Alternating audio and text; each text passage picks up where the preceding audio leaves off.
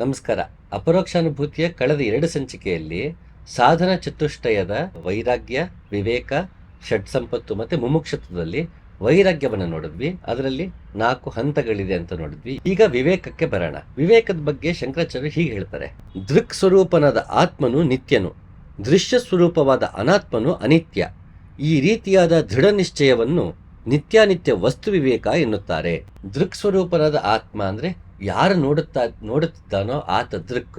ಏನು ಕಾಣುತ್ತಿದೆಯೋ ಅದು ದೃಶ್ಯ. ಈ ದೃಶ್ಯವಾದದ್ದೆಲ್ಲವೂ ಅನಾತ್ಮವಾದದ್ದು. ದೃಕ್ ನೋಡುತ್ತಿರುವವನು ಮಾತ್ರ ಆತ್ಮ.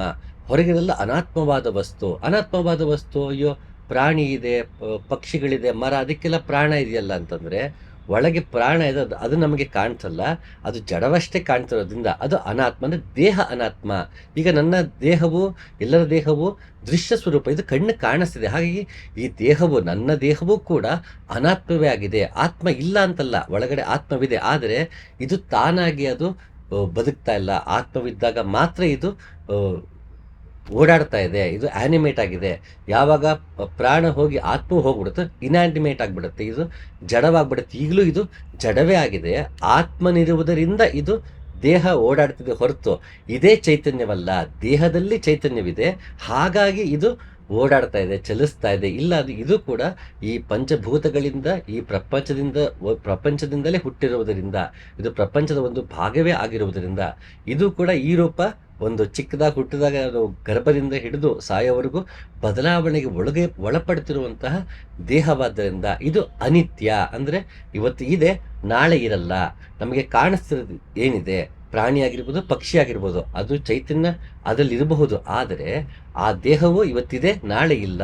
ಮರ ಇವತ್ತಿದೆ, ನಾಳೆ ಇರಲ್ಲ. ಹಾಗೆ ಕಣ್ಣಿಗೆ ಕಾಣುವುದೆಲ್ಲವೂ ಅನಿತ್ಯ. ಅನಿತ್ಯ ಅಂದ್ರೆ ಅರ್ಥ ಯಾವಾಗಲೂ ಹಾಗೆ ಇರುವುದಿಲ್ಲ, ಬದಲಾವಣೆಗೆ ಒಳಪಡುತ್ತಿರುತ್ತದೆ, ಮತ್ತೆ ಹುಟ್ಟುತ್ತದೆ, ಸಾಯುತ್ತದೆ. ಯಾವುದು ಹುಟ್ಟುತ್ತೋ ಸಾಯುತ್ತೋ ಅದು ನಿತ್ಯವಲ್ಲ, ಅದು ಅನಿತ್ಯವಾಗಿದೆ. ಹಾಗಾಗಿ ನಮ್ಮ ದೇಹವೂ ಕೂಡ ಅನಿತ್ಯವಾಗಿದೆ. ಯಾಕೆಂದ್ರೆ ಇದು ಹುಟ್ಟಿದೆ ಮತ್ತು ಇದು ಬೆಳೆದಿದೆ, ಒಂದನೇ ಮುಪ್ಪಾಗುತ್ತೆ, ಅದು ಕೊನೆಗೆ ನಾವು ದೇಹ ಬಿಡ್ತೀವಿ. ದೇಹ ಬಿಟ್ಟು ಕೊಳತು ಹೋಗುತ್ತೆ, ಮತ್ತೊಂದು ರೂಪವಾಗಿ ಬದಲಾಗ್ತಾ ಹೋಗುತ್ತೆ, ಮಣ್ಣಾಗುತ್ತೆ, ಮಣ್ಣಾಗಿ ಮತ್ತೆ ಇನ್ನೊಂದಕ್ಕೆ ಹೋಗುತ್ತೆ. ಈಗ ಗುಂಡಪ್ಪ ಚೆನ್ನಾಗಿ ಹೇಳ್ತಾರೆ, ಋತುಚಕ್ರ ತಿರುಗುವುದು, ಕಾಲನೆಗಿದೆ ಮರುಗುವುದು, ಮೃತನ ಮಣ್ಣಿಂದ ಹೊಸ ಹುಲ್ಲು ಚಿಗುರುವುದು ಅಂತ ಗುಂಡಪ್ಪ ಹೇಳ್ತಾರೆ. ಹಾಗೆ ಋತುಚಕ್ರ ತಿರುಗತ್ತೆ, ಟೈಮ್ ಅನ್ನೋದು ಓಡ್ತಾ ಇರುತ್ತೆ, ಕಾಲನೆಗಿದೆ ಮರುಗುವುದು, ಅದಕ್ಕೂ ಮನಸ್ಸನ್ನೋದಿದೆಯಪ್ಪ, ಅದಕ್ಕೂ ಮರುಗುತ್ತೆ. ಮೃತನ ಮಣ್ಣಿಂದ ಹೊಸ ಹುಲ್ಲು ಚಿಗುರುವುದು, ಯಾರು ಸತ್ತಿದನೋ ಆ ದೇಹ ಮಣ್ಣಾಗತ್ತೆ, ಮಣ್ಣಿಂದ ಮತ್ತೆ ಹೊಸ ಹುಲ್ಲು ಚಿಗುರುತ್ತೆ. ಹಾಗೆ ಇದು ಸತತವಾಗಿ ನಡೆಯುತ್ತಿರುವಂತಹ ಕ್ರಿಯೆ. ಹಾಗಿದು ಬದಲಾಗ್ತಿರುತ್ತೆ, ಇದು ಅನಿತ್ಯ. ಅಂದ್ರೆ ಇಲ್ಲಿ ಸತ್ಯ ಅಸತ್ಯ ಅಂತ ಹೇಳ್ತಿಲ್ಲ, ಇಲ್ಲಿ ನಿತ್ಯ ಅನಿತ್ಯ ಅಂತ ಹೇಳ್ತಿದೆ. ಯಾವುದು ಎಲ್ಲಾ ಕಾಲದಲ್ಲೂ ಒಂದೇ ರೀತಿ ಇರುವುದು ಅದು ನಿತ್ಯ, ಪದೇ ಪದೇ ಬದಲಾಗುತ್ತಿರುವುದು ಅನಿತ್ಯ. ಅಂದ್ರೆ ಇದಕ್ಕೆ ಒಂದೇ ಆದ ರೂಪವಿಲ್ಲ, ಬದಲಾವಣೆಗೆ ಒಳಪಡ್ತಿರುತ್ತೆ. ನಮ್ಮ ದೇಹವು 10 ವರ್ಷದಿಂದ ಇದ್ದ ಹಾಗೆ ಈಗಿಲ್ಲ, ಈಗಿರೋ ಹಾಗೆ ಇನ್ನು 10 ವರ್ಷದ ಮುಂದೆ ಇರೋದಿಲ್ಲ. ಹಾಗೆ ಇದು ಅನಿತ್ಯ, ಬದಲಾವಣೆಗೆ ಒಳಗಾಗ್ತಿರುತ್ತೆ. ಇದನ್ನೇ ಶಂಕರಾಚಾರ್ಯರು ಇನ್ನೊಂದ್ ಕಡೆ ಈ ರೀತಿ ಹೇಳ್ತಾರೆ: ಬ್ರಹ್ಮನೊಬ್ಬನೇ ನಿತ್ಯ, ಇನ್ನುಳಿದೆಲ್ಲವೂ ಅನಿತ್ಯ ಎಂದು ತಿಳಿಯುವುದೇ ನಿತ್ಯಾನಿತ್ಯ ವಿವೇಕ. ಇಲ್ಲಿ ಬ್ರಹ್ಮನೊಬ್ಬನೇ ನಿತ್ಯ, ಇನ್ನೆಲ್ಲವೂ ಅನಿತ್ಯ ಅಂತ ಅಂದ್ಬಿಟ್ರು. ಯಾಕೆ ಹಾಗಾದ್ರೆ? ಆತ್ಮ ಅನಿತ್ಯವಲ್ವಾ? ಅದು ಆತ್ಮ ನಿತ್ಯವಲ್ವಾ? ಅದು ಯಾವತ್ತೂ ಬದಲಾಗಲ್ವಲ್ಲ ಅಂತ ಕೇಳಿದ್ರೆ, ಎಲ್ಲವೂ ಬ್ರಹ್ಮನೇ ಆಗಿರುವುದರಿಂದ ಇಲ್ಲಿ ಆತ್ಮ ಮತ್ತೆ ಪರಮಾತ್ಮ ಅಂತ ಸಪರೇಟ್ ಆಗಿ ಇಲ್ಲಿ ಹೇಳ್ತಾ ಇಲ್ಲ ಶಂಕರಾಚಾರ್ಯರು. ಇದು ನಾವು ಅದ್ವೈತ ಸಿದ್ಧಾಂತನೇ, ಅದನ್ನ ಮಾಯಾವಾದ, ಅದನ್ನ ಇನ್ನೊಬ್ರು ಅದಕ್ಕೆ ಕೊಟ್ಟ ಹೆಸರದು. ಹಾಗೆ ಇಲ್ಲಿ ಅದು ದ್ವೈತವೋ ಅದ್ವೈತವೋ ಅನ್ನೋದಕ್ಕಿಂತ ಈ ಸಿದ್ಧಾಂತ ಏನಿದೆ ಅಂತ ಅರ್ಥ ಮಾಡ್ಕೊಳ್ಳೋಣ. ಎಲ್ಲವೂ ಭಗವಂತನಿಂದಲೇ ಆಗಿದೆ. ಒಳಗೂ ಭಗವಂತನಿದ್ದಾನೆ, ಹೊರಗೂ ಭಗವಂತನಿದ್ದಾನೆ. ಮತ್ತೆ ನಾವು ನಿರ್ವಾಣ ಹೊಂದುವುದರಿಂದ, ಕೈವಲ್ಯ ಹೊಂದುವುದರಿಂದ, ನಾವು ಶೂನ್ಯವನ್ನ ತಲುಪುವುದರಿಂದ, ನಾನು ಎನ್ನುವ ಭಾವವೇ ಇಲ್ಲದೆ ಅವನಲ್ಲೇ ಲೀನವಾಗುವುದರಿಂದ, ನಾವು ಬ್ರಹ್ಮನಲ್ಲೇ ಸೇರಿ ಹೋಗುವುದರಿಂದ, ಹಾಗಾಗಿ ಇಲ್ಲಿ ಬ್ರಹ್ಮನೇ ನಿತ್ಯ, ಇನ್ನೆಲ್ಲವೂ ಅನಿತ್ಯ ಅಂತ ನಮ್ಮನ್ನು ಸೇರಿಸಿ ಅನಿತ್ಯ ಮಾಡಿಬಿಡ್ತಾರೆ ಶಂಕರಾಚಾರ್ಯ. ಯಾಕೆಂದ್ರೆ ನಾನು ಅವನ ಭಾಗವೇ ಆಗಿದ್ದೇನೆ, ನಾನು ಕೊನೆಗೆ ಅವನಲ್ಲೇ ಲೀನವಾಗಿ ಹೋಗುವುದರಿಂದ, ಅಂದ್ರೆ ಅವನಷ್ಟೇ ಉಳಿಯುತ್ತಾನೆ, ಏನೂ ಅಲ್ಲ ಅನ್ನುವ ಒಂದು ಪರಾಕಾಷ್ಠೆ. ಅದು ಸಿದ್ಧಾಂತವಾಗಿ ಕೂತ್ಕೊಂಡು ಅವಾಗ ಆತ್ಮ ಪರಮಾತ್ಮ ಒಂದೇ, ಇದು ಅವನು ಬ್ರಹ್ಮನಾಗಿದ್ದಾನೆ, ಈ ರೀತಿಯ ಸಿದ್ಧಾಂತಕ್ಕೆ ಒಳಪಡುವಂಥ ಸೈದ್ಧಾಂತಿಕ ಗ್ರಂಥಗಳಲ್ಲಿ, ಶಾಸ್ತ್ರಗಳಲ್ಲಿ ಓದುವಂತಹ ಅದ್ವೈತ ಅಲ್ಲ ಅದು.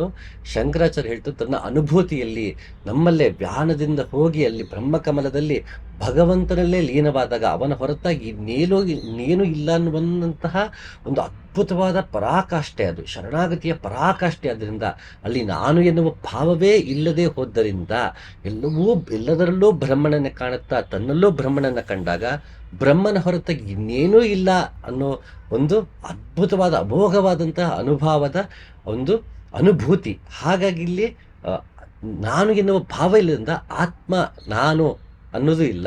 ನಾನು ಆತ್ಮ ಎನ್ನುವ ಭಾವ ನಾನು ಇಲ್ಲ ಅಂದಮೇಲೆ ನಾನು ಆತ್ಮ ಅಂತ ಹೇಳ್ಕೊಳ್ಳೋಕೆ ಯಾರಿದಾರಲ್ಲಿ? ಹಾಗೆ ಆತ್ಮ ಭಗವಂತನಲ್ಲೇ ಲೀನವಾಗುವಂತಹ ಸ್ಥಿತಿ. ಹಾಗಾದ್ದರಿಂದ ಇಲ್ಲಿ ಬ್ರಹ್ಮನೊಬ್ಬರೇ ನಿತ್ಯ, ಎಲ್ಲವೂ ಅನಿತ್ಯವಂತ ಹೇಳ್ತಾ ನಾವು ಬ್ರಹ್ಮನಲ್ಲಿ ಲೀನವಾಗುವುದರಿಂದ ನಮ್ಮನಲ್ಲಿ ಇನ್ಕ್ಲೂಡ್ ಮಾಡಿಲ್ಲ ಈ ತತ್ವಬೋಧದಲ್ಲಿ ಶಂಕರಾಚಾರ್ಯರು. ಅವನ ಹೊರತು ಎಲ್ಲವೂ ಅನಿತ್ಯ. ಸರಿ, ಯಾಕೆ ವಿವೇಕ ಬರಬೇಕು ಮನುಷ್ಯನಿಗೆ? ಒಂದು ವೈರಾಗ್ಯ ಬರಬೇಕು. ವಿವೇಕ ಯಾಕೆ ಬೇಕು ಮನುಷ್ಯನಿಗೆ? ಯಾಕೆ ಅಂದರೆ ನಾನು ಯಾವುದನ್ನು ಧ್ಯಾನ ಮಾಡಬೇಕು? ಎಲ್ಲರೂ ಧ್ಯಾನ ಮಾಡಬೇಕು ಅಂತಾರೆ. ಸರಿ, ಯಾವುದನ್ನು ಧ್ಯಾನ ಮಾಡಬೇಕು? ನಾನು ಯಾವುದನ್ನು ಪಡೆಯೋಕ್ಕೆ ಹೋಗ್ತಿದ್ದೀನಿ ಅಂತ ಕೇಳಿದಾಗ ನಾನು ಬ್ರಹ್ಮನನ್ನೇ ಪಡೆಯೋಕ್ಕೆ ಹೋಗ್ತಿದ್ದೀನಿ. ಒಬ್ಬ ಆತ್ಮನಾಗಿ ಭಗವಂತನನ್ನೇ ಉಪಾಸನೆ ಮಾಡ್ತಿದ್ದು ಒಂದು ಭಕ್ತಿ ಭಾವವಾದರೆ, ಆತ್ಮನಲ್ಲಿ ಲೀನವಾಗ್ತೀನಿ ಅನ್ನೋ ಭಾವ.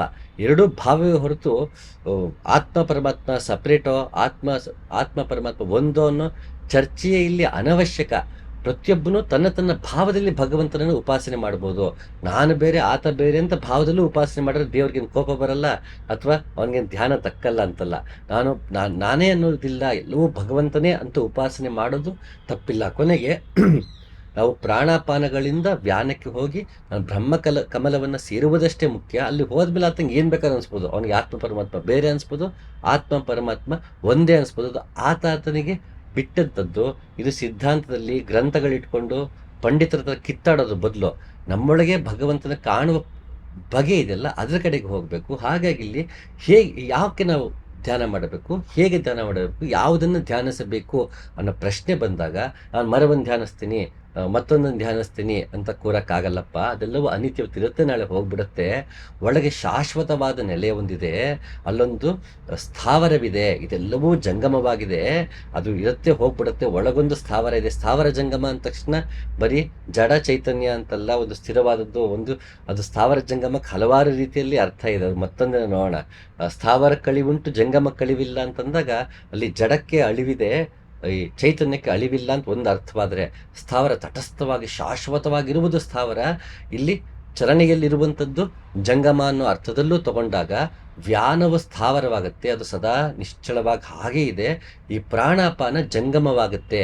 ಈ ರೀತಿಯಲ್ಲೂ ಸ್ಥಾವರ ಜಂಗಮವನ್ನು ನೋಡಬೇಕು. ಸ್ಥಾವರ ಜಂಗಮ ಒಂದೇ ಅರ್ಥದಲ್ಲಿ ವಚನಕಾರರು ಬಳಸಿಲ್ಲ, ಸ್ಥಾವರ ಜಂಗಮವನ್ನು ಹಲವು ಬಗೆಯಲ್ಲಿ ಬಳಸಿದ್ದಾರೆ.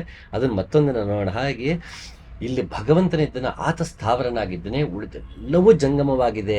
ಅದು ಬದಲಾವಣೆಗೆ ಒಳಪಡ್ತಾ ಇದೆ, ಸದಾ ಸೃಜನಶೀಲವಾಗಿದೆ, ಹುಟ್ಟುತ್ತೆ, ಬೆಳೆಯುತ್ತೆ, ಸಾಯುತ್ತೆ. ಆ ರೀತಿ ಸೈಕಲ್ನಲ್ಲೇ ಓಡಾಡ್ತಾ ಇದ್ರೆ ಮಧ್ಯ ಒಂದಿದೆ, ಸ್ಥಿರವಾಗಿದೆ. ನಾವು ನನ್ನಲ್ಲೇ ಸ್ಥಿರತೆಯನ್ನು ಕಂಡುಕೊಳ್ಬೇಕು ಅಂದರೆ ಸ್ಥಿರನಾದವನ ಕಡೆಗೆ ನಾವು ಹೋಗಬೇಕು. ಹಾಗಾಗಿ ಇವೆಲ್ಲವೂ ಅನಿತ್ಯ.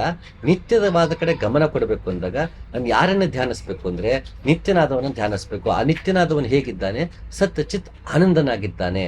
ಸೊ ನಾವು ಯಾವುದರ ಕಡೆಗೆ ಹೋಗಬೇಕು ಅಂತ ನಮಗೆ ಗುರಿ ಗೊತ್ತಾಗಬೇಕು ಅಂತ ಆಗಬೇಕು ಅಂದರೆ ನನಗೆ ವಿವೇಕ ಇರಬೇಕು. ಇಲ್ಲ ಅಂದರೆ ನಾನು ಹೊರಗಿಂದನೇ ಉಪಾಸನೆ ಮಾಡ್ಕೊಂಡಿರ್ತೀನಿ. ನಾನು ಸಾಂಸಾರಿಕರು ಏನು ಮಾಡ್ತಾರೆ, ತಮಗೆ ಒಬ್ಬ ಸಮುದ್ರದಲ್ಲಿ ಕೆಲಸ ಮಾಡೋನಿಗೆ ಅವನಿಗೆ ಸಮುದ್ರವೇ ದೇವರು ಅಲ್ವಾ? ಹೇಗೆ ಒಬ್ಬ ತೋಟಗಾರಿಕೆ ಮಾಡ್ಕೊಂಡಿರ್ತಾರೆ, ಆತನಿಗೆ ಮಣ್ಣೇ ದೇವರು ಅವನಿಗೆ. ಯಾಕೆಂದರೆ ಅದೇ ಅವನಿಗೆ ಅನ್ನವನ್ನು ನೀಡ್ತಾ ಇದೆ. ಒಂದು ಇದು ಬರುತ್ತೆ ಜನಪದ ಗೀತೆ, ಮುಂಜಾನೆಗಿದ್ದು ಯಾರ್ಯಾರ ನೆನೆಯಲಿ ಎಳ್ಳು ಜೀರಿಗೆ ಬೆಳೆಯೋಳ ಭೂಮಿ ತಾಯಿ ಎದ್ದೊಂದು ಗಳಿಗೆ ನೆನೆದೇನ ಅಂತ ಜನಪದ ಹಾಡು ಬರುತ್ತೆ. ಬೆಳಗ್ಗೆ ಎದ್ದಂಗೆ ಯಾರನ್ನಪ್ಪ ನಾನು ನಮಸ್ಕಾರ ಮಾಡಬೇಕು ಅಂತ ಕೇಳಿದ್ರೆ ಎಳ್ಳು ಮತ್ತು ಜೀರಿಗೆಯನ್ನು ಕೊಡುವಂತಹ ಭೂಮಿ ತಾಯಿಯನ್ನೇ ನಮಸ್ಕಾರ ಮಾಡ್ತೀನಿ ಅಂತ ಆಕೆ ಹೇಳ್ಕೊತಾಳೆ. ಯಾರನ್ನು ಪೂಜೆ ಮಾಡಬೇಕು? ಆಕೆ ರೈತಾಪಿಯಾಗಿದ್ದಾಳೆ. ಹಾಗಳು ಅವಳಿಗೆ ನೆಲವೇ ಅವಳಿಗೆ ದೇವರು. ಒಬ್ಬ ಹಸು ಸಾಕೊಂಡಿರ್ತಾನೆ, ಅವನಿಗೆ ಹಸುನೇ ದೇವರಕ್ಕೆ, ಅದರಿಂದ ಅವನಿಗೆ ಅನ್ನ ಸಿಗ್ತಾ ಇದೆ, ಅವನ ಜೀವನ ನಡೀತಿದೆ. ಹಾಗೆ ನಮಗೆ ಯಾವುದರಿಂದ ಜೀವನ ನಡೀತಿದೆಯೋ ಅದೇ ನಮಗೆ ದೇವರು. ಅಂದರೆ ನಮ್ಮ ಸಾಂಸಾರಿಕ ಬದುಕಿಗೆ ಯಾವ ರೀತಿ ಬೇಕಾದ್ರೂ ಭಗವಂತನ ಉಪಾಸನೆ ಮಾಡ್ಕೋಬಹುದು. ಹಾಗೆ ಒಳಗೂ ಕೂಡ ಅವನನ್ನು ಸಗುಣ ರೀತಿಯಲ್ಲೂ ಉಪಾಸನೆ ಮಾಡ್ಬೋದು, ನಿರ್ಗುಣ ರೀತಿಯಲ್ಲೂ ಉಪಾಸನೆ ಮಾಡ್ಬೋದು.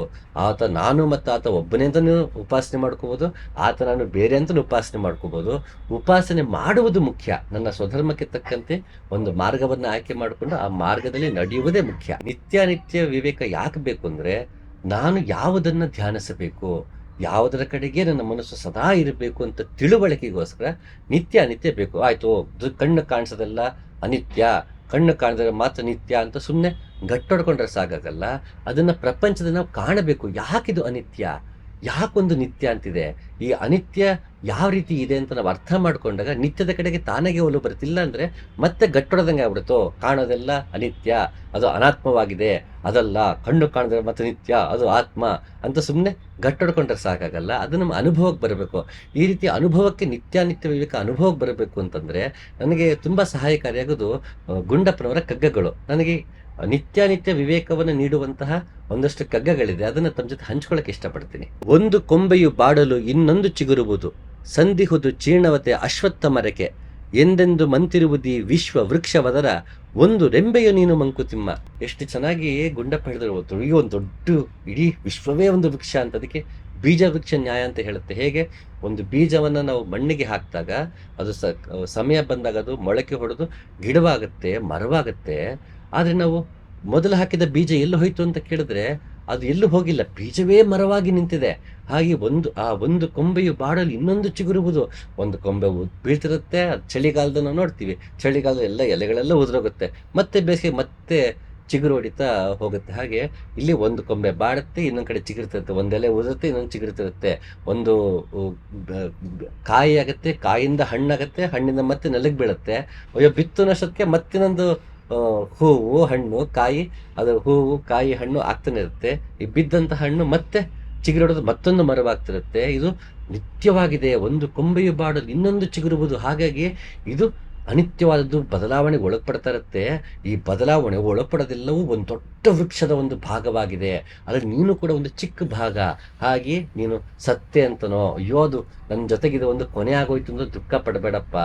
ಇದೆಲ್ಲವೂ ಕೊನೆ ನಿರಂತರವಾಗಿ ನಡೆಯುತ್ತಿರ್ಬೋದು, ಹುಟ್ಟು ಸಾವು ನಡೆಯುತ್ತಿರೋದು. ಇದ್ರಲ್ಲಿ ನೀನು ಈ ದೊಡ್ಡ ಒಂದು ಸೃಷ್ಟಿಯನ್ನು ದೊಡ್ಡ ವೃಕ್ಷದಲ್ಲಿ ಈ ಒಂದು ಚಿಕ್ಕ ರಂಬೆ ಅಷ್ಟೇ ಅಂತ ನಿತ್ಯದ ಬಗ್ಗೆ ಗುಂಡಪ್ಪ ಎಷ್ಟು ಚೆನ್ನಾಗಿ ಹೇಳ್ತಾರೆ. ಮತ್ತೊಂದು ಕಗ್ಗ ಹೀಗಿದೆ: ಜಡವೆಂಬುದೇನು ಸೃಷ್ಟಿಯಲ್ಲಿ ಚೇತನ ಸುಪ್ತಿ, ಅಡಗಿ ನಿದ್ರೂಪದಲ್ಲಿ ಚೈತನ್ಯದಗ್ನಿ, ಮಿಡಿಯ ಪರಸತ್ವ ವಿದ್ಯುತ್ ದೀಪ್ತಿಯದನಾಗ, ನಡೆಯುವುದು ಜೀವಿಸಲು ಮಂಕುತಿಮ್ಮ. ಜಡ ಅಂದ್ರೆ ಅದರಲ್ಲಿ ಚೈತನ್ಯ ಸುಪ್ತವಾಗಿದೆ ಸೃಷ್ಟಿಯಲ್ಲಿ. ಜಡ ಅಂದಿನ್ನೇನಲ್ಲಪ್ಪ, ಬರೀ ಜಡ ಅಲ್ಲ, ಅದರಲ್ಲೂ ಚೈತನ್ಯ ಇದೆ, ಬಟ್ ಸುಪ್ತವಾಗಿದೆ, ನಮ್ಗದ್ರಲ್ಲಿ ಕಾಣ್ಕೊಳಕ್ಕಾಗಲ್ಲ ಅಷ್ಟೇ. ಅಡಗಿ ನಿದ್ರೂಪದಲ್ಲಿ ಚೈತನ್ಯದಗ್ನಿ, ಅದರಲ್ಲಿದೆ. ಹೇಗೆ ಮರದೊಳಗಣ ಮಂದಾಗ್ನಿಯ ಉರಿಯದಂತಿರಿಸಿದೆ, ನೊರೆಬಾಲೊಳಗೆ ತುಪ್ಪವ ಕಂಪಿಲ್ಲದಂತಿರಿಸಿದೆ, ಶರೀರದೊಳಗೆ ಆತ್ಮನ ನಾರು ಕಾಣದಂತಿರಿಸಿದೆ, ನೀ ಬೆರೆಸಿದ ಭೇದಕ್ಕೆ ಬೆರೆಗಾದನೀಯ ರಾಮನಾಥ ಅಂತ ವಚನ ಹೇಳುತ್ತೆ. ಮರದೊಳಗಣ ಮಂದಾಗ್ನಿಯ ಉರಿಯದಂತಿರಿಸಿದೆ. ಮರಕ್ಕೆ ನಾವು ಬೆಂಕಿ ಹಾಕಿದ್ರೆ ಉರಿಯುವಂಥ ಅಗ್ನಿ ಅದರಲ್ಲಿದೆ, ಆದರೆ ಮಂದಾಗ್ನಿಯ ಉರಿಯದಂತಿರಿಸಿದೆ. ಮರದಲ್ಲಿ ಇದೆ ಬೆಂಕಿ ಹತ್ಕೊಳ್ಳೋಂಥ ಎಲ್ಲ ಕ್ವಾಲಿಟೀಸ್ ಅದರಲ್ಲಿದೆ, ಅಗ್ನಿ ಇದೆ, ಆದರೆ ಹತ್ಕೋತಾ ಇಲ್ಲ, ಸುಪ್ತವಾಗಿದೆ. ನೊರೆವಾಲೊಳಗೆ ತುಪ್ಪವ ಕಂಪಿಲಂತಿರಿಸಿದೆ. ಹಾಲಿಂದ ನಾವು ಮೊಸರು ಮಾಡ್ತೀವಿ, ಮಜ್ಜಿಗೆ ಮಾಡ್ಕೊಂಡು ಬೆಣ್ಣೆ ತೆಗಿತೀವಿ, ಅದನ್ನು ತುಪ್ಪ ಮಾಡ್ಕೋತೀವಿ. ಆದರೆ ಹಾಲಲ್ಲಿ ತುಪ್ಪದ ವಾಸನೆ ಬರ್ತಾ ಇಲ್ಲ, ಆದರೆ ಹಾಲಿಂದನೇ ತುಪ್ಪ ಬರ್ತಾ ಇರೋದು. ನೊರೆವಾಲೊಳಗೆ ತುಪ್ಪವ ಕಂಪಿಲ್ಲದಂತಿರಿಸಿದೆ, ಶರೀರದೊಳಗೆ ಆತ್ಮನನ್ನು ಯಾರು ಕಾಣದಂತಿರಿಸಿದೆ ಅಂತಾನೆ. ಈ ಬೆರೆಸಿದ ಭೇದಕ್ಕೆ ಬೆರಗಾದನಯ್ಯ ರಾಮನಾಥ ಅಂತ ದ್ವೈತ ಎರಡನ್ನೂ ಬೆರೆಸಿ ಈ ವಚನಕಾರ ಎಷ್ಟು ಸೊಗಸಾಗಿ ಕೊಟ್ಟಿದೆ ನೋಡಿ. ಶರೀರ ಇದೆ, ಇದರೊಳಗೆ ಆತ್ಮ ಇದೆ, ಯಾರಿಗೂ ಕಾಣಿಸಂಗೆ ಇಟ್ಟಿದ್ಯಪ್ಪ. ಇಂಥ ಒಂದು ನೀ ಬೆರೆಸಿದ ಭೇದಕ್ಕೆ ಅಂತೆ. ಈ ಎರಡು ಭೇದ ಇದೆ, ಬಟ್ ಅಭೇದವಾಗಿ ಇಟ್ಟಿದ್ಯಾ, ಅದನ್ನ ಒಂದೊಳಗೊಂದು ಕಾಣದಿರೋ ಹಾಗೆ ಇಟ್ಟಿದ್ಯಾ. ಈ ಬೆರೆಸಿದ ಭೇದಕ್ಕೆ ಬೆರಗಾದನೀಯ ರಾಮನಾಥ. ಯಾಕೆ ಬೆರಗಾಗ್ತೀವಿ ಅಂದರೆ ನಾವು ಸುಮ್ಮನೆ ಶಾಸ್ತ್ರಗಳನ್ನು ಓದೋದ್ರಿಂದ, ಗಟ್ಟೊಡೆಯೋದ್ರಿಂದ, ಸುಮ್ಮನೆ ಅದು ಹಾಗೆ ಅಂತ ಒಪ್ಕೊಳ್ಳೋದ್ರಿಂದ ಬೆಡಗು ಮೂಡಲ್ಲ. ಸೃಷ್ಟಿಯ ಬಗ್ಗೆ ನಮಗೆ ಆಶ್ಚರ್ಯ ಮೂಡಲ್ಲ. ಯಾವಾಗ ಸೃಷ್ಟಿಯ ಬಗ್ಗೆ ಆಶ್ಚರ್ಯ ಮೂಡುತ್ತೆ, ಆ ಸೃಷ್ಟಿಕರ್ತನ ಬಗ್ಗೆ ನಮಗೆ ತಾನಾಗಿ ಅವನ ಬಗ್ಗೆ ಮೆಚ್ಚುಗೆ ಬರುತ್ತೆ. ಸುಮ್ಮನೆ ಕೂತ್ಕೊಂಡು ಕೊಂಡಾಡ್ಕೊಂಡು ಓ ಹರಿಸರ್ವೋತ್ತಮ ಅನ್ನೋದು, ಓ ಶಿವ ನೀನೇ ಗ್ರೇಟ್ ಅಂದ್ಕೊಂಡು ಅಲ್ಲಾಹು ಅಕ್ಬರ್ ನಿನ್ನಿಂದನೇ ಎಲ್ಲ ಆಗಿತ್ತು ಅಂತ ಅವನ ಬರೀ ಜಂಬದಿಂದ ಕೊಚ್ಕೊಂಡ್ರೆ ಸಾಕಾಗಲ್ಲ. ಅದನ್ನು ಅರ್ಥ ಮಾಡ್ಕೋಬೇಕು. ಯಾವಾಗ ನಾವು ಅಲ್ಲಾಹು ಅಕ್ಬರ್ ಭಗವಂತನೇ ಎಲ್ಲರಿಗೂ ಒಡೆಯ ಅಂತ ಅಂದ್ಕೊಂಡಾಗ ಇಡೀ ಪ್ರಪಂಚವನ್ನು ನಾವು ಪ್ರೀತಿಸಕ್ಕೆ ಸಾಧ್ಯ. ಅಲ್ಲಾಹು ಮಾತ್ರ ದೇವರು, ಅವನೇ ಪ್ರಪಂಚಕ್ಕೆ ಒಡೆಯ ಅಂದಾಗ ಎರಡು ಮತಗಳ ಮಧ್ಯೆ ಘರ್ಷಣೆ ಆಗುತ್ತೆ, ಮತ್ತೊಂದು ಮತದ ಮೇಲೆ ಆಕ್ರಮಣ ಆಗುತ್ತೆ, ಎಲ್ಲವೂ ಆಗುತ್ತೆ. ಭಗವಂತನೇ ಎಲ್ಲರ ಒಡೆಯ ಅಂದಾಗ ಸಮಸ್ಯೆ ಆಗಲ್ಲ, ಅಲ್ಲಾನೇ ಎಲ್ಲರಿಗೂ ಒಡೆಯ ಅಂದಾಗ ಸಮಸ್ಯೆ ಆಗದಾಗ ಅದನ್ನು ಒಬ್ಬ ಒಪ್ತಾನೆ, ಒಬ್ಬೊಪ್ಪಲ್ಲ. ಯಾಕಂದ್ರೆ ಒಬ್ಬ ಪ್ರಕಾರ ಒಂದು ದೇವರ ಹೆಸರು ಬೇರೆ, ಇವನ್ ಪ್ರಕಾರ ದೇವರ ಹೆಸರು ಬೇರೆ. ಇಲ್ಲಿ ಘರ್ಷಣೆ ಶುರು, ಮತಗಳ ಘರ್ಷಣೆ ಆಗುತ್ತೋ, ಧರ್ಮದ ಘರ್ಷಣೆ ಇಲ್ಲ. ಯಾಕೆ ಇದನ್ನು ಹೇಳ್ತೀನಿ ಅಂತಂದರೆ ಎಲ್ಲವೂ ಕೊನೆಗೆ ಒಂದನ್ನೇ ಹೇಳ್ತದೆ, ಆ ಮೂಲವಾದದ್ದೇನಿದೆ ನಿತ್ಯವಾದದ್ದೇನಿದೆ ಅದನ್ನ ಅರ್ಥ ಮಾಡ್ಕೊಂಡ್ರೆ ಸರಿ. ಇಲ್ಲ ಅಂದ್ರೆ ನಾವು ಅನಿತ್ಯದ ಕಡೆಗೆ ಗಮನ ಕೊಟ್ಟಾಗ, ಮತಗಳು ಸವೆಲ್ಲ ಅನಿತ್ಯ, ಧರ್ಮ ನಿತ್ಯ, ಅದು ಯಾವಾಗಲೂ ಒಂದನ್ನೇ ಹೇಳ್ತಾ ಇದೆ, ಒಂದನ್ನೇ ಬಯಸ್ತಿದೆ. ನಾವು ಅದರ ಕಡೆ ಗಮನ ಕೊಡಬೇಕು, ಮತಗಳನ್ನು ಬಿಡಬೇಕು, ಜಾತಿ ಧರ್ಮಗಳನ್ನು ಬಿಡಬೇಕು. ಇವೆಲ್ಲವೂ ಅನಿತ್ಯ, ಒಳಗಿರುವ ಸತ್ಯ ಮಾತ್ರ ನಿತ್ಯ, ಅದು ಸದಾಕಾಲ ಎಲ್ಲ ಕಡೆಯೂ ಒಂದೇ ಆಗಿದೆ. ಅದರ ಕಡೆಗೆ ನಾವು ಗಮನ ಕೊಡಬೇಕು. ಹಾಗಾಗಿ ಮಿಡಿಯ ಪರಸತ್ವ ವಿದ್ಯುತ್ ದೀಪ್ತಿಯದನಾಗ ನಡೆಯುವುದು ಜೀವವಲ್ಲ ಮಂಕುತಿಮ್ಮ. ಯಾವಾಗ ಆ ಪರಸತ್ವ ಒಳಗಿದೆ, ಸತ್ವ ಅದು ಚೈತನ್ಯವೇನಿದೆ, ಅದು ಮಿಡಿದಾಗ ನಾನು ಒಬ್ಬನೇ ಇದ್ದೀನಿ, ನಾನು ಹಲವಾಗಬೇಕು ಅಂತ ಬೃಹದಾರ ಉಪನಿಷತ್ತು ಹೇಗೆ ಹೇಳುತ್ತೆ, ಮೊದಲನು ಒಬ್ಬನೇ ಇದ್ದೀನಿ ಅನ್ನಿಸ್ತಂತೆ, ಅವನು ಎರಡಾದಂತೆ 2 3 4 ಹಾಗೆ ಇಡೀ ವಿಶ್ವವೇ ಸೃಷ್ಟಿಯಾಯ್ತಂತೆ ಆತನಿಂದ. ಹಾಗೆ ಅವನು ಮೊದಲು ಮಿಡಿತಾನೆ. ಕಾಲನ ಎದೆ ಮರುಗುವುದು ಅಂತ ಕಗ್ಗದಲ್ಲಿ ಏನ್ ಹೇಳಿದ ಹಾಗೆ ಅದು ಮಿಡಿಯುತ್ತೆ, ಆಗ ಇಡೀ ಸೃಷ್ಟಿಯಾಗುತ್ತೆ. ಮಿಡಿಯ ಪರಸತ್ವ ವಿದ್ಯುತ್ ದೀಪ್ತಿಯದನಾಗ, ಇಲ್ಲಿ ಗುಂಡಪ್ಪ ವಿದ್ಯುತ್ ದೀಪ್ತಿ ಅಂತ ಬಳಸ್ತಾರೆ, ಇದನ್ನೇ ಗೋರಖನಾಥ ವಿದ್ಯುತ್ ಅಂತ ಬಳಸ್ತಾನೆ. ಹಾಗೆ ಅಭಿನವಗುಪ್ತ ಕೂಡ ವಿದ್ಯುಲ್ಲೇಖ ವಿಲಾಸಿ ನಿಮ್ಮಂತಾನೆ, ವಿದ್ಯುತ್ತಿನಂತೆ ಜ್ಯೋತಿಯಂತೆ ಹೊಳೆಯುತ್ತದೆ. ಈ ವಿದ್ಯುತ್ ಪದ ತುಂಬಾ ಅಮೋಘವಾದಂತಹ ಪದ. ಇದನ್ನ ಮತ್ತೊಂದನ್ನ ಚರ್ಚೆ ಮಾಡಿ ಸುಮ್ಮನೆ ಪರಿಚಯ ಮಾಡಿಕೊಡಕ್ಕೆ ಈ ಪದ ಬಂತಲ್ಲ ಅಂತ ಹೇಳಿದೆ. ಅಭಿನವಗುಪ್ತ, ಗೋರಖನಾಥ್ ಇವರೆಲ್ಲ ಈ ಶಕ್ತಿ ಏನಿದೆ, ಪ್ರಪಂಚವನ್ನು ಸೃಷ್ಟಿ ಮಾಡೋಕ್ಕೆ ಬಳಕೆ ಆದಂಥ ಶಕ್ತಿ ಏನಿದೆ, ಅದನ್ನ ವಿದ್ಯುತ್ ಅಂತ ಹೇಳ್ತಾ, ಸ್ಫುರತೆ ಅಂತ ಹೇಳ್ತಾ, ಅದರ ಶಕ್ತಿಯ ಒಂದು ನೇಚರ್ನ, ಅದು ಹೇಗೆ ಕೆಲಸ ಮಾಡುತ್ತೆ ಅನ್ನೋ ಅದ್ಭುತವಾಗಿ ಅಭಿನವಗುಪ್ತ ಹಾಗೆ ಗೋರಖನಾಥ ಹೇಳ್ತಾ ಹೋಗ್ತಾನೆ. ಮತ್ತೊಂದನೇ ಶಕ್ತಿಯ ಸಂಬಂಧಪಟ್ಟ ಹಾಗೆ ಇವರಿಬ್ಬರ ಉಲ್ಲೇಖದಲ್ಲಿ ಇವರಿಬ್ಬರ ವಿವರಣೆ ಎಲ್ಲದನ್ನ ನೋಡ್ತಾ ಹೋಗೋಣ. ಮುಂದಿನ ಕಗ್ಗ ಹೀಗಿದೆ: ದಿನ ದಿನವೂ ಕುಸಿದು ಕಟ್ಟಿಸಿಕೊಳ್ಳುವ ಗುಡಿ ವಿಶ್ವ, ಜನರೆಲ್ಲರ ಗುಡಿಯ ಕೆಲಸದಾಳುಗಳು, ಮನೆಯೇನು ನಾಡೇನು ಕುಲವೇನು ಮಠವೇನು ಎಣೆಸೆಲ್ಲ ವದೆಗೆಂದು ಮಂಕುತಿಮ್ಮ.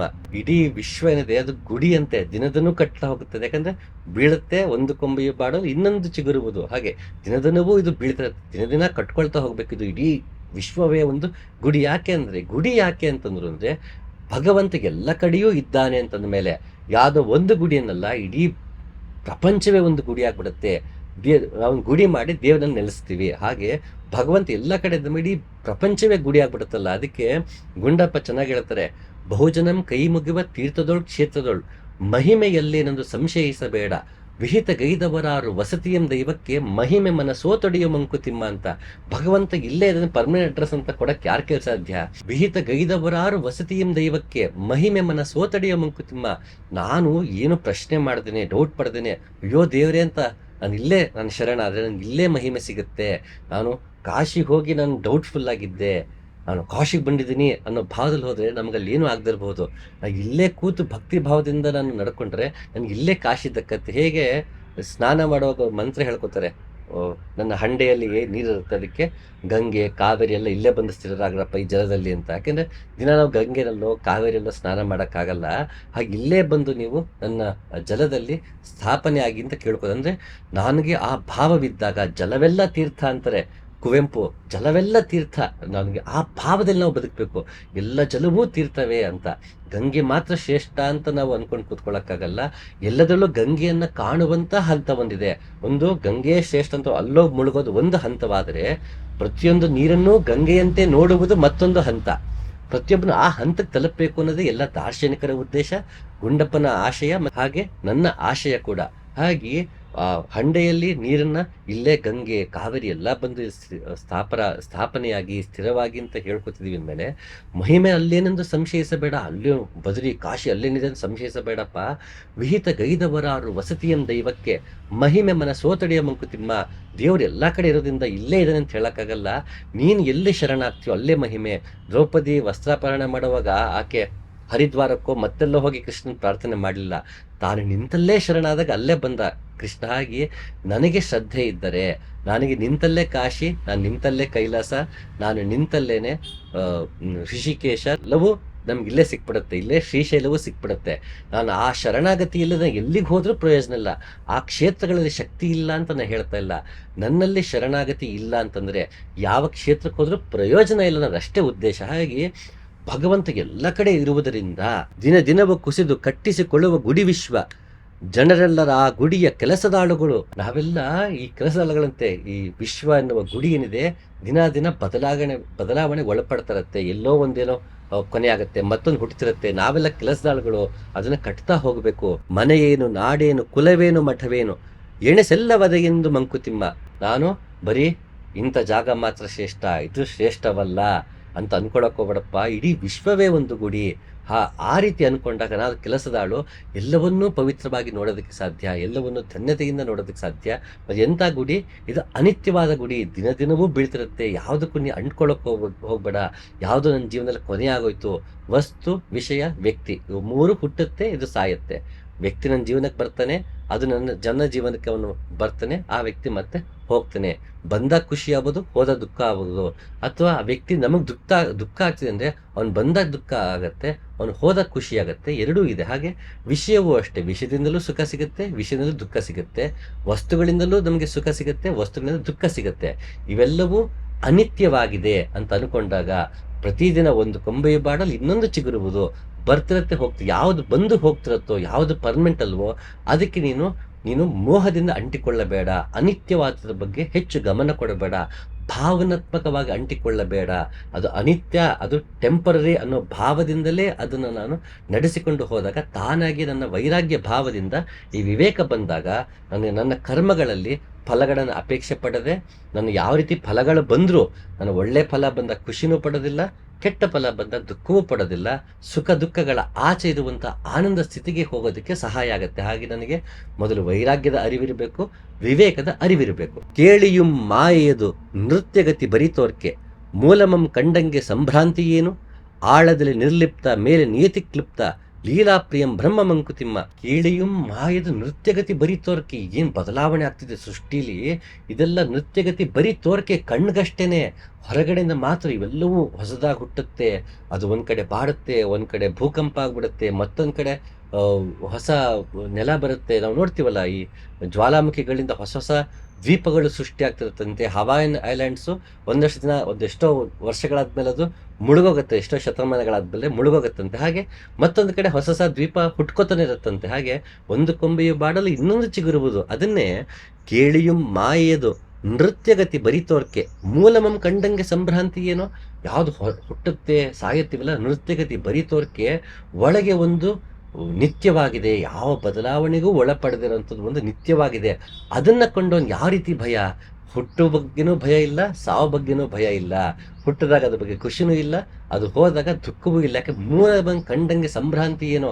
ಯಾವುದು ಮೂಲ ಬಿದೆಯೋದು ಎಲ್ಲ ಕಾಲದಲ್ಲೂ ಒಂದೇ ರೀತಿ ಇದೆ. ಅದನ್ನ ಕಂಡವನಿಗೆ ಸಂಭ್ರಾಂತಿ ಇಲ್ಲ, ಅವನಿಗೆ ಸುಖ ದುಃಖ ಎರಡೂ ಇಲ್ಲ, ಆಶ್ಚರ್ಯವಿಲ್ಲ. ಅವನಿಗೆ ಎಲ್ಲವನ್ನೂ ಸಮನಾಗಿ ನೋಡುವ ಅವನಿಗೆ ಒಂದು ವಿವೇಕ ಬರುತ್ತೆ. ನಿತ್ಯಾನಿತ್ಯ ವಿವೇಕದಿಂದ ನಮಗೆ ಸಮಚಿತ್ತತೆ ಮೂಡುತ್ತೆ. ಎಲ್ಲವನ್ನೂ ಒಂದೇ ರೀತಿ ನೋಡುವಂತ ಸಮಚಿತ್ತತೆ ಮೂಡುತ್ತೆ. ಆಳದಲ್ಲಿ ನಿರ್ಲಿಪ್ತ ಮೇಲೆ ನಿಯತಿ ಕ್ಲಿಪ್ತ, ಲೀಲಾಪ್ರಿಯಂ ಬ್ರಹ್ಮ ಮಂಕುತಿಮ್ಮ. ಒಳಗಡೆ ಆತ ನಿರ್ಲಿಪ್ತನಾಗಿದ್ದಾನೆ, ಒಂದೇ ಬಗೆಯಲ್ಲಿದ್ದಾನೆ. ಹೊರಗಡೆ ಮಾತ್ರ ನೃತ್ಯಗತಿ ಬರಿತೋರ್ಕೆ, ಹೊರಗಡೆ ಮಾತ್ರ ಬದಲಾವಣೆ ಇದೆ, ಒಳಗಡೆ ಅವನು ಒಂದೇ ರೀತಿ ಇದ್ದಾನೆ. ಅವನನ್ನ ಕಂಡವನಿಗೆ ನಮಗೆ ಯಾವ ರೀತಿ ಸಂಭ್ರಾಂತಿ ಇರೋದಿಲ್ಲ. ಲೀಲಾಪ್ರಿಯಂ ಬ್ರಹ್ಮ ಮಂಕುತಿ, ಅವನ ಲೀಲೆ ಇಷ್ಟ ಅವನಿಗೆ. ಈ ರೀತಿ ಹೊರಗಿಂದ ಬದಲಾವಣೆ, ಒಳಗೆ ತಟಸ್ಥವಾಗಿರೋದು, ಇವೆಲ್ಲ ಲೀಲೆಗಳಪ್ಪ. ಲೀಲಾಪ್ರಿಯಂ ಬ್ರಹ್ಮ ಮಂಕುತಿಮ್ಮ, ಅವನಿಗೆ ಅದಿಷ್ಟ ಅಂತ ಮಾಡ್ತಾ ಇದ್ದಾನೆ ಈ ಲೀಲೆನ. ಅದು ನೀನು ಹೊರಗಡೆ ನಡೀತು ನೃತ್ಯಗತಿ ಇರೋದಿಲ್ಲ, ಅದನ್ನ ನೋಡಿ ನೀನು ಸುಖ ದುಃಖಕ್ಕೆ ಒಳಗಾಗಬೇಡ. ನೃತ್ಯಗತಿ ಬರೀ ತೋರ್ಕೆ ಅಷ್ಟೇ, ಅದು ಬರೀ ಕಣ್ಣು ಕಾಣ್ತಿದೆ. ಒಳಗೆ ಒಂದು ಈ ಅನಿತ್ಯವಾದಂತಹ ಸದಾ ಬದಲಾಗುವುದರ ಒಳಗೆ ಸದಾ ಬದಲಾಗದೆ ಇರುವಂತ ನಿತ್ಯ ಒಂದಿದೆ. ಅದನ್ನು ನೋಡು, ಸಂಭ್ರಾಂತಿಗೆ ಒಳಗಾಗಬೇಡ ಅಂತ ಗುಂಡಪ್ಪ ಹೇಳ್ತಾರೆ. ವೇದ ಲೋಕಾಚಾರ ನಿನ್ನ ಅನುಭವದ ಯುಕ್ತಿ, ಶೋಧಿಸಿಯೇ ಮೂರನಂ ಸಂವಾದಗೊಳಿಸು, ಸಾಧಿತ ಜ್ಞಾನ ನರ ಸಾಧ್ಯ ಪ್ರಮಾಣವದು, ಹಾದಿ ಬೆಳಕದು ನಿನಗೆ ಮಂಕುತಿಮ್ಮ. ಗುಂಡಪ್ಪ ನಮಗಿಲ್ಲಿ 3 ವಿಷಯ ಕೊಡ್ತಾರೆ. ಒಂದು ವೇದ, ಲೋಕಾಚಾರ, ಮತ್ತೆ ನನ್ನ ಅನುಭವದ ಯುಕ್ತಿ. ವೇದ ಅಂದಿಲ್ಲಿ ಬರೀ ಗ್ರಂಥ ಅಂತಲ್ಲ, ಜ್ಞಾನ ಅಂತ. ಸೊ ಶಾಸ್ತ್ರಗಳಿಂದ, ಮತ್ತೊಂದಿಂದ, ಇನ್ನೊಬ್ಬ ಗುರು ಹಿರಿಯರಿಂದ, ಪಂಡಿತರಿಂದ, ಪ್ರವಚನಗಳಿಂದ ನಾವು ಎರವಲು ಪಡಿತೀವಿ ಮಾಹಿತಿನ, ಅದು ವೇದ. ಮತ್ತೆ ಲೋಕಾಚಾರ, ಇದು ಪ್ರಪಂಚ ಹೇಗೆ ನಡೀತಿದೆಯೋ ಅದು, ಜೊತೆಗೆ ನನ್ನ ಜೀವನದಲ್ಲಿ ಆಗುವಂತ ಅನುಭವಗಳು, ಅನುಭವದಿಂದ ಮೂಡಿದ ಯುಕ್ತಿ. ಈ ಮೂರೇನಿದೆ, ಈ ಮೂರನ್ನ ತಗೊಂಡು ಅದನ್ನ ತರ್ಕ ಮಾಡ್ತಾ, ಪ್ರಶ್ನೆ ಮಾಡ್ಕೊಳ್ತಾ, ಅದಕ್ಕೆ ಉತ್ತರವನ್ನ ಕಂಡ್ಕೊಳ್ತಾ ಹೋಗ್ತಾ, ಸಾಧಿತ ಜ್ಞಾನ ನರ ಸಾಧ್ಯ ಪ್ರಮಾಣವದು, ಹಾದಿ ಬೆಳಕದು ನಿನಗೆ ಮಂಕುತಿಮ್ಮ. ಈ ಮೂರನ್ನ ಶೋಧಿಸ್ತಾ ಹೋಗ್ತಿದ್ರೆ ನನ್ನ ಜೀವನದ ದಾರಿ ಬೆಳಕಾಗಿರುತ್ತೆ. ಯಾಕೆ ದಾರಿ ಬೆಳಕು? ಎಲ್ಲಿಗೆ ಹೋಗ್ಬೇಕು ಅಂದ್ರೆ ಪರಮಾತ್ಮನ ಕಡೆಗೆ ಹೋಗ್ಬೇಕು. ನಿತ್ಯದ ಕಡೆಗೆ ಹೋಗುವುದಕ್ಕೆ ಈ ಪ್ರಯಾಣ ಏನಿದೆ, ಅಜ್ಞಾನದಿಂದ ಜ್ಞಾನದ ಕಡೆಗೆ ಹೋಗುವ ಪ್ರಯಾಣ ಏನಿದೆ, ಆ ಪ್ರಯಾಣದ ನಮಗೆ ಬೆಳಕು ಬೇಕು. ಆ ಬೆಳಕು ನಮ್ಗೆ ಎಲ್ಲಿಂದ ಸಿಗುತ್ತೆ ಅಂದ್ರೆ ವೇದಗಳಿಂದ ಸಿಗುತ್ತೆ, ಅಂದ್ರೆ ನಮಗೆ ಗ್ರಂಥಗಳಿಂದ, ಶಾಸ್ತ್ರಗಳಿಂದ ಸಿಗುತ್ತೆ. ಪ್ರಪಂಚ ನಡೆದುಕೊಳ್ಳುವ ರೀತಿ ಲೋಕಾಚಾರದಿಂದ ಸಿಗುತ್ತೆ. ಮತ್ತು ನಮ್ಮ ಜೀವನದ ಅನುಭವದ ಯುಕ್ತಿಯಿಂದ ಸಿಗುತ್ತೆ. ಈ ಮೂರನ್ನು ಶೋಧಿಸಿ ನಮಗೆ ಜ್ಞಾನವನ್ನು ಪಡಿಬೇಕು. ಅದು ನಮಗೆ ಜ್ಞಾನದ ಬೆಳಕಾಗಿ, ನಮಗೆ ಒಂದು ವಿವೇಕದ ಬೆಳಕಾಗಿ, ಅಜ್ಞಾನದಿಂದ ಜ್ಞಾನದ ಕಡೆಗೆ, ಅಸತ್ಯದಿಂದ ಸತ್ಯದ ಕಡೆಗೆ, ನಿತ್ಯದ ಕಡೆಗೆ ಹೋಗುವ ಪ್ರಯಾಣದಲ್ಲಿ ಬೆಳಕಾಗಿ ಮಾರ್ಗದರ್ಶನವನ್ನು ನೀಡುತ್ತೆ. ಈ ಮೂರನ್ನು ನೀನು ಸಂಶೋಧನೆ ಮಾಡಬೇಕು. ಬರೀ ಗಟ್ಟೋದ್ರೆ ಸಾಕಾಗಲ್ಲ, ಸಂಶೋಧನೆ ಮಾಡಬೇಕು, ಅದನ್ನು ಶೋಧಿಸಬೇಕು. ತರ್ಕ ವಿತರ್ಕಗಳಿಂದ ಪ್ರಶ್ನೆ ಮಾಡ್ಕೊಳ್ತಾ ಉತ್ತರವನ್ನು ಕಂಡುಕೊಳ್ತಾ ಹೋಗಬೇಕು. ಸೃಷ್ಟಿಕತೆ, ಕಟ್ಟುಕತೆ, ವಿಲಿಯ ಕಥೆ, ಬರಿಯ ಕಥೆ, ಹುಟ್ಟು ಸಾವುಗಳಂದೇ ಪುರಳಿನ ಎರಡು ದಶೆ, ನಿತ್ಯ ಪರಿವರ್ತನೆಗೆ, ಚೈತನ್ಯ ನರ್ತನೆಗೆ, ಸತ್ಯ ಜಗದಲ್ಲಿ ಕಾಣೋ ಮಂಕುತಿಮ್ಮ. ಈ ಸೃಷ್ಟಿಕತೆ ಕಟ್ಟುಕತೆ ಅನ್ಬಿಡ್ತಾರೆ. ಅಂದ್ರೆ ಯಾರು ನೋಡಿಲ್ಲ, ಇದು ನಾಸದಿಯ ಸೂಕ್ತ ತುಂಬಾ ಚೆನ್ನಾಗಿ ಹೇಳುತ್ತೆ. ಮುಂಚೆ ಇದು ಹೀಗೆಲ್ಲ ಸೃಷ್ಟಿ ಆಯ್ತು ಅಂತ ಹೇಳ್ಕೊಂಡು ಬರುತ್ತೆ. ಅಗ್ನಿಯಿಂದ ಇದು ಬಂತು, ವಾಯುವಿಂದ ಬಂತು, ಜಲ ಬಂತು, ಜಲದಿಂದ ಭೂಮಿ ಬಂತು ಅಂತ ಅದು ಹೇಳ್ತಾ ಹೋಗುತ್ತೆ. ಮೊದಲೇನೂ ಇರಲಿಲ್ಲ, ಆಗ ಕತ್ತಲು ಬೆಳಕನ್ನುವುದೂ ಇರಲಿಲ್ಲ ಅಂತ ನಾಸದಿಯ ಸೂಕ್ತ ಅದ್ಭುತವಾಗಿ ಸೃಷ್ಟಿಯ ವಿಷಯಗಳೆಲ್ಲ ಹೇಳ್ತಾ ಬರುತ್ತೆ. ಹೇಳ್ತಾ ಬಂದು ಹೇಳುತ್ತೆ, ಸೃಷ್ಟಿ ಆಗುವ ಕಾಲದಲ್ಲಿ ದೇವತೆಗಳು ಕೂಡ ಇರಲಿಲ್ಲ, ಯಾರೂ ಇರಲಿಲ್ಲ ಅಂದಮೇಲೆ ಅದನ್ನು ನೋಡಿದವ್ರು ಯಾರು? ಅದನ್ನು ಯಾರು ಗೊತ್ತು ಅಂತ ಹೇಳಕ್ ಸಾಧ್ಯ? ಬಹುಶಃ ಸೃಷ್ಟಿಕರ್ತನಿಗೆ ಗೊತ್ತಿರ್ಬೋದು, ಅವನಿಗೂ ಗೊತ್ತಿಲ್ಲದೆ ಇರ್ಬೋದು ಅನ್ನೋ ಹಾಗೆ ನಾಸದಿಯ ಸೂಕ್ತ ಎಂಡಾಗತ್ತೆ. ಅಂದರೆ ಸೃಷ್ಟಿಕತೆ ನಮ್ಗೆ ಯಾಕೆ ಬೇಕು ಅಂದರೆ, ಇದೆಲ್ಲವೂ ಎಲ್ಲಿಂದ ಮೂಡ್ತು ಅನ್ನೋ ಪ್ರಶ್ನೆ ಕೇಳ್ಕೊಳ್ತಾ, ಒಬ್ಬ ಇದನ್ನು ಸೃಷ್ಟಿ ಮಾಡಿದ್ದಾನೆ ಅನ್ನೋದು ಅವನು ಸರ್ವಶಕ್ತ, ಸರ್ವವ್ಯಾಪಿ ಅಂತ ಅವನ ಮಹಿಮೆ ನಮಗೆ ಅರ್ಥವಾಗುತ್ತೆ. ಅವನ ನಿತ್ಯ, ಇನ್ನೆಲ್ಲವೂ ಅನಿತ್ಯ ಅಂತ ಅರಿವಾಗಿ ಈ ವಿವೇಕ ಮೂಡೋದಕ್ಕೆ ಸೃಷ್ಟಿಕತೆ ಬೇಕೇ ಹೊರತು ಅದನ್ನ ಅಲ್ಲಾ ಸೃಷ್ಟಿ ಮಾಡದ್ನ, ಇಲ್ಲ ಜೀಸಸ್ ಹೇಳುವಂಥ ಅವನ ತಂದೆ ಸೃಷ್ಟಿ ಮಾಡದ್ನ, ಶಿವ ಸೃಷ್ಟಿ ಮಾಡದ್ನ, ವಿಷ್ಣು ಸೃಷ್ಟಿ ಮಾಡದ್ನ, ಇಲ್ಲ ಬೇರೆ ಬೇರೆ ಧರ್ಮಗಳಲ್ಲಿ ಅವ್ರವ್ರು ಹೇಳಂತ ಆ ದೇವ್ರು ಸೃಷ್ಟಿ ಮಾಡೋದ್ರ, ನಮ್ಮ ದೇವ್ರ ಗ್ರೇಟ ನಿಮ್ಮ ದೇವ್ರ ಗ್ರೇಟ ಅಂತ ನಮ್ಮ ಧರ್ಮ ಮತೀಯ ಗ್ರಂಥಗಳನ್ನ ಇಟ್ಕೊಂಡು ಕಿತ್ತಾಡೋದಕ್ಕಲ್ಲ ಸೃಷ್ಟಿಕತೆ ಇರೋದು.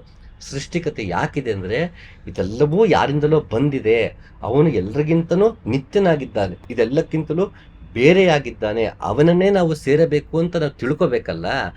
ಭಗವಂತನ ಅಸ್ತಿತ್ವದ ಬಗ್ಗೆ ನಮಗೆ ಅರಿವು ಮೂಡಿಸುವುದಕ್ಕೆ ಸೃಷ್ಟಿಕತೆಯನ್ನು ಎಲ್ಲರೂ ಹೇಳ್ತಾ ಹೋಗಿದ್ದಾರೆ. ಎಲ್ಲರೂ ಅವರವರ ಸೃಷ್ಟಿಕತೆ ಹೇಳಿದ್ದಾರೆ. ಒಬ್ರದ್ದು ಸೈಂಟಿಫಿಕಲಿ ತುಂಬ ಹತ್ತಿರಕ್ಕಿರ್ಬೋದು, ಇನ್ನೊಬ್ರು ಸೈಂಟಿಫಿಕಲಿ ಹೇಳದೇ ಇರ್ಬೋದು. ಅದು ಬಿಬ್ಲಿಕಲ್ ಲ್ಯಾಂಗ್ವೇಜಲ್ಲಿ ಇರ್ಬೋದು. ಇಲ್ಲಿ ಯಾರ್ದು ಸೈಂಟಿಫಿಕ್ಕು, ಯಾರ್ದು ಅನ್ಸೈಂಟಿಫಿಕ್ಕು, ನಮ್ಮ ಕಥೆಯೇ ಸರಿ ನಿಮ್ಮ ದೇವರಲ್ಲ ಅಂತ ಕಿತ್ತಾಡೋದ್ರ ಬದಲು ಅದರ ಉದ್ದೇಶವಲ್ಲ. ಯಾರ್ದು ಸರಿ ಅಂತ ಕಿತ್ತಾಡೋದು ಉದ್ದೇಶ ಅಲ್ಲ. ಒಬ್ಬ ಸೃಷ್ಟಿಕರ್ತನಿದ್ದಾನೆ ಅರಿವು ಮೂಡಿಸುವುದಕ್ಕೆ ಸೃಷ್ಟಿಯ ಕತೆ. ಒಬ್ಬ ಸೃಷ್ಟಿಕರ್ತನಿದ್ದಾನೆ, ಅವನ ಕಡೆಗೆ ನಾನು ಹೋಗಬೇಕು ಅನ್ನೋ ಅರಿವು ಮೂಡಿಸುವುದಕ್ಕೆ ಸೃಷ್ಟಿಕತೆ. ಹಾಗೆ ಯಾವಾಗಿದು ಮತೀಯ ಗಲಭೆಗಳಾಗಿ ಕೂತ್ಕೊಂಡ್ಬಿಡ್ತು, ಒಬ್ಬ ಅಂದರೆ ಶಿವನೇ ಸೃಷ್ಟಿಕರ್ತ ಅಂತ, ಇನ್ನೊಬ್ಬ ಇಲ್ಲ ಶಕ್ತಿನೇ ಸೃಷ್ಟಿಕರ್ತೆ, ಇಲ್ಲ ಈ ಕಡೆ ವಿಷ್ಣುನೇ ಸೃಷ್ಟಿಕರ್ತ, ಇಲ್ಲ ಅಲ್ಲಾಹವೇ ಸೃಷ್ಟಿಕರ್ತ ಅಂತ ಕಿತ್ತಾಡ್ಕೊಂಡು ಕೂತ್ಕೊಂಡಾಗ ದಾರ್ಶನಿಕರು ಬರ್ತಾರೆ. ಬುದ್ಧನಂತೂ ಸೃಷ್ಟಿ ಲಯದ ಬಗ್ಗೆ ಮಾತಾಡೋಕ್ಕೆ ಹೋಗಲ್ಲ. ಎಷ್ಟೋ ಜನ ಸೃಷ್ಟಿ ಬಗ್ಗೆ ಯಾಕಪ್ಪ ತಲೆ ಕೆಡಿಸ್ಕೊತೀಯ, ಅದೆಲ್ಲ ಬಿಟ್ಟಾಕೋ, ಸೃಷ್ಟಿ ಇವತ್ತಿನ ಬಗ್ಗೆ ಯೋಚನೆ ಮಾಡು, ಹಿಂದಿನ ಬದುಕು ಮಂಕುತಿಮ್ಮ, ಈ ಗಳಿಗೆ ಅಷ್ಟೇ ಮುಖ್ಯ, ಹಿಂದಿನ ಬಗ್ಗೆ ಯೋಚನೆ ಮಾಡಬೇಡ ಅಂತ ಇವನು ಬರ್ತಾನೆ. ಚಾರ್ವಾಕ ಬಂದು ಹಿಂದೆ ಆಗಿದ್ದು ಗೊತ್ತಿಲ್ಲ, ಮುಂದೆ ಗೊತ್ತಿಲ್ಲ, ನಮ್ಗೆ ಅದೇನೂ ಕಾಣಿಸಲ್ಲ, ಈ ಕ್ಷಣವಷ್ಟೇ ಸತ್ಯ, ಇದ್ರ ಬಗ್ಗೆ ಯೋಚನೆ ಮಾಡು ಅಂತ ಚಾರ್ವಾಕ ಹೇಳ್ತಾನೆ. ಹಾಗೆ ಹಲವಾರು ಜನ ಕೊನೆಗೆ ಸೃಷ್ಟಿ ಕತೆ ಸಹವಾಸನೆ ಬೇಡ, ಇದು ಯಾವ ಸೃಷ್ಟಿ ಮಾಡಿ ಏನೋ ಸಹವಾಸ ಬೇಡ, ಈ ಕತೆಗಳೇ ಬೇಡ ಅಂತ ಯಾಕಂದ್ರು ಅಂದರೆ ಅಷ್ಟೊತ್ತಿಗೆ ಮತೀಯ ಗಲಭೆಗಳು ಹೆಚ್ಚಾಗ್ಬಿಟ್ಟಿತ್ತು. ಬರೀ ಈಗ ಮಾತ್ರ ಅಲ್ಲ, ಆಗಿನ ಕಾಲದಲ್ಲೂ ಹಲವು ಮತಗಳಲ್ಲಿ ಹಲವು ರೀತಿಯ ಚಿಂತನೆಗಳು ಬಂದಾಗ ಈ ರೀತಿ ಗಲಭೆಗಳ ಗೊಡವೇ ಬೇಡ, ಈಗಷ್ಟೇ ಸತ್ಯ, ಇದ್ರ ಮೇಲೆ ಮಾತ್ರ ಗಮನ ಕೊಡೋಣ ಅಂತ ಚಾರ್ವಾಕ್ನಂತವ್ರು, ಬುದ್ಧನಂತವ್ರು, ಅಲ್ಲಮ ಪ್ರಭು ಅಂತವ್ರು, ಕಬೀರ್ ದಾಸರು, ಮೀರಾಬಾಯಿ, ಇವ್ರು ಯಾರು ಸೃಷ್ಟಿ ಬಗ್ಗೆ ಮಾತಾಡಕ್ ಹೋಗಿಲ್ಲ. ಬರೀ ಭಗವಂತನ ಬಗ್ಗೆ ಅಷ್ಟೇ ಮಾತಾಡೋದು. ಸೃಷ್ಟಿ ಹೇಗಾಯ್ತು, ಯಾವ ರೀತಿ ನಡೀತಿದೆ, ಹೇಗೆ ಲಯವಾಗತ್ತೆ ಅಂತ ಮಾತಾಡೋದನ್ನ ಕಾಲಾನಂತರದಲ್ಲಿ ಎಲ್ಲ ದಾರ್ಶನಿಕರು ಬಿಟ್ಬಿಟ್ರು. ಯಾಕೆ ಅಂದರೆ ಈ ಮತೀಯ ಗಲಭೆಗಳ ಗೊಡವೆಗೆ ಹೋಗೋದು ಬೇಡ ಅಂತ. ಹಾಗಾಗಿ ಇಲ್ಲಿ ಗುಂಡಪ್ಪ ಹೇಳ್ತಾ ಇದ್ದಾರೆ, ಸೃಷ್ಟಿಕತೆ, ಕಟ್ಟುಕತೆ, ವಿಲಿಯ ಕತೆ, ಬರಿಯ ಕತೆ, ಕಟ್ಟುಕತೆ ಅದ್ಯಾರೋ ಹೇಳಿದರೆ ನಮ್ಗೆ ಗೊತ್ತಿಲ್ಲ, ನಾವಕ್ಕೆ ನೋಡಿಲ್ಲ, ಅದನ್ನ ಕಣ್ಣರ ನಾವಾಗೆ ಸೃಷ್ಟಿನ ನೋಡಿಲ್ಲ. ಹಾಗಾದ್ರ ಬಗ್ಗೆ ಆ ಗೊಡವೆಗೆ ಹೋಗ್ಬಿಡಿಲ್ಲ, ಮತ್ತೆ ಶುರು ಆಗತ್ತೆ ನನ್ನ ಸೃಷ್ಟಿಕತೆ ಸರಿನಾ, ನಿನ್ನ ಸೃಷ್ಟಿಕತೆ ಸರಿನಾ ಅಂತ ಕಿತ್ತಾಡ್ತಿ ಹೊರತು ಸೃಷ್ಟಿಕರ್ತನ ಕಡೆಗೆ ಗಮನ ಹೋಗೋದು ಬಿಟ್ಬಿಡುತ್ತೆ. ಮೂಲ ಉದ್ದೇಶ ಸೃಷ್ಟಿಯ ಕತೆ ಯಾಕೆ ಹೇಳಿದ್ವಿ ಅಂದರೆ, ಸೃಷ್ಟಿಕರ್ತನಿದ್ದಾನೆ, ನಾವು ಆ ಕಡೆಗೆ ಹೋಗಬೇಕು ಅನ್ನೋ ಸರ್ವಶಕ್ತ, ಸರ್ವವ್ಯಾಪಿ, ಸರ್ವಜ್ಞ ಅಂತ ಅವನ ಮಹಿಮೆಯನ್ನು ತಿಳಿಯೋದಕ್ಕೋಸ್ಕರ ಸೃಷ್ಟಿಯ ಕತೆ. ಹಾಗಾಗಿ ಕಥೆಯ ಗೊಡವೆಗೆ ಹೋಗೋದು ಬೇಡ, ಸೃಷ್ಟಿಕರ್ತನ ಕಡೆಗೆ ಮಾತ್ರ ಗಮನ ಇರಲಿ ಅಂತ. ಸೃಷ್ಟಿಕತೆ, ಕಟ್ಟುಕತೆ, ವಿಲಿಯ ಕಥೆ, ಬರಿಯ ಕಥೆ, ಹುಟ್ಟು ಸಾವುಗಳಂದೇ ಪುರುಳಿನ ಎರಡು ದೆಸೆ. ಮನುಷ್ಯ ಹುಟ್ಟುತ್ತಾನೆ, ಬೆಳಿತಾನೆ, ವಯಸ್ಸಾಗತ್ತೆ, ಸಾಯ್ತಾನೆ. ಒಂದು ಪ್ರಾಣಿ ಹುಟ್ಟುತ್ತೆ, ಬೆಳೆಯುತ್ತೆ, ವಯಸ್ಸಾಗತ್ತೆ, ಸಾಯುತ್ತೆ. ಹಾಗೆ ಹುಟ್ಟು ಸಾವುಗಳಂದೇ ಪುರುಳಿನ ಎರಡು ದಸೆ, ಒಂದು ಹುಟ್ಟುತ್ತೆ ಮತ್ತು ಸಾಯುತ್ತೆ, ಒಂದು ಕೊಂಬೆಯು ಬಾಡಲು ಇನ್ನೊಂದು ಚಿಗುರುವುದು. ಇದು ಪ್ರತಿದಿನ ನಡೀತಾ ಇರುವಂತ ಒಂದು ದೊಡ್ಡ ಹುಟ್ಟು ಸಾವಿನ ದೊಡ್ಡ ಸೈಕಲ್ ಅಪ್ಪ. ಅದು ನಿತ್ಯ ನಡೀತಾನೆ ಇರುತ್ತೆ. ನಿತ್ಯ ಪರಿವರ್ತನೆಯೇ ಚೈತನ್ಯ ನರ್ತನೆಯೇ ಸತ್ಯ ಜಗದಲ್ಲಿ ಕಾಣೋ ಮಂಕುತಿಮ್ಮ. ಎಲ್ಲಾ ಬದಲಾವಣೆಗಳಲ್ಲಿ ಕಾನ್ಸ್ಟೆಂಟ್ ಏನಂದ್ರೆ ಸತತವಾಗಿ ಬದಲಾವಣೆ ಆಗುತ್ತಿರುವುದೇ constant. The change itself is constant ಅಂತ ಹೇಳೋ ಹಾಗೆ ಕೃಷ್ಣ ಇಲ್ಲಿ ನಿತ್ಯ ಪರಿವರ್ತನೆಯೇ ಚೈತನ್ಯ ನರ್ತನೆಯೇ, ಭಗವಂತನ ನರ್ತನೆ ಅದು. ಯಾಕೆಂದ್ರೆ ಲೀಲಾಪ್ರಿಯಂ ಬ್ರಹ್ಮ ಮಂಕುತಿಮ್ಮ ಅಂತ ಒಂದು ಕಗ್ಗದಲ್ಲಿ ಹೇಳಿರೋ ಹಾಗೆ ನಿತ್ಯ ಪರಿವರ್ತನೆಗೆ ಚೈತನ್ಯ ನರ್ತನೆ. ಚೈತನ್ಯ ಇರೋದೇ ಹಾಗೆ ನಿತ್ಯ ಪರಿವರ್ತನೆಯನ್ನು ಮಾಡಿಸ್ತಿರುತ್ತೆ. ಆ ಚೈತನ್ಯ ಸದಾಕಾಲ ಒಂದೇ ಆಗಿರುತ್ತೆ. ಆಳದ ನಿರ್ಲಿಪ್ತ, ಮೇಲೆ ನಿಯತಿ ಕ್ಲಿಪ್ತ. ಆಳದ ನಿರ್ಲಿಪ್ತನಾಗಿದ್ದಾನೆ, ಒಂದೇ ರೀತಿಯಾಗಿದ್ದಾನೆ, ನಿತ್ಯನಾಗಿದ್ದಾನೆ. ಮೇಲೆ ಕಾಣುವುದೆಲ್ಲ ಅನಿತ್ಯವಾಗಿದೆ, ಬದಲಾವಣೆಗೊಳಪಡ್ತಿದೆ. ಸೃಷ್ಟಿಕತೆ ಮತ್ತು ವಿಲಯಕತೆ ಇದ್ರ ಬಗ್ಗೆ ಗೊಡವೆಗೆ ಹೋಗಬೇಡ. ಎಲ್ಲ ಪದೇ ಪದೇ ಬದಲಾಗ್ತಿರುವುದರಿಂದ ಈ ಅನಿತ್ಯದ ಕಡೆ ಗಮನ ಕೊಡದೆ ನಿತ್ಯದ ಕಡೆಗೆ ಹೋಗು ಅಂತ ಗುಂಡಪ್ಪ ಹೇಳ್ತಾ ಇದ್ದಾರೆ. ಇದನ್ನೇ ಶಂಕರಾಚಾರ್ಯರಾಗ್ಲಿ ಮಧ್ವಾಚಾರ್ಯರಾಗ್ಲಿ ಎಲ್ಲಾ ಗ್ರಂಥಗಳು ಕೂಡ ಕೊನೆಗೆ ಹೇಳೋದು ಎಲ್ಲವೂ ಬದಲಾವಣೆಗೆ ಒಳಗಾಗಿದೆ. ಈ ಬದಲಾವಣೆ ಕಡೆಗೆ ಗಮನ ಕೊಡ್ತಾ ಕೂತ್ಕೊಂಡ್ರೆ ಸುಖ ದುಃಖಗಳೇ ನಮಗೆ ಮೂಡ್ತಾ ಹೋಗುತ್ತೆ. ಇದ್ರ ಕಡೆ ಗಮನ ಕೊಡೋ ಬದಲು ಯಾವುದು ಸದಾಕಾಲ ಒಂದೇ ರೀತಿಯಾಗಿದೆಯೋ ನಿತ್ಯವಾಗಿದೆಯೋ ಅದರ ಕಡೆ ಗಮನ ಕೊಡೋಣ, ಅದನ್ನೇ ಉಪಾಸನೆ ಮಾಡೋಣ. ಆ ನಿತ್ಯವನ್ನು ನೋಡುತ್ತಾ ಸತ್ಯವನ್ನ ಪಡೆಯೋಣ. ಇದೇ ನಿಜವಾದ ವಿವೇಕ ಅಂತ ಶಂಕರಾಚಾರ್ಯ ಹೇಳಿದ್ದಾರೆ. ಹಾಗೆ ನಾವು ಅಂತಹ ವಿವೇಕವನ್ನು ಪಡ್ಕೋಣ ಅಂತ ಹೇಳ್ತಾ ಮತ್ತೊಂದು ಸಂಚಿಕೆಯಲ್ಲಿ ಸಿಗ್ತೀನಿ. ನಮಸ್ಕಾರ.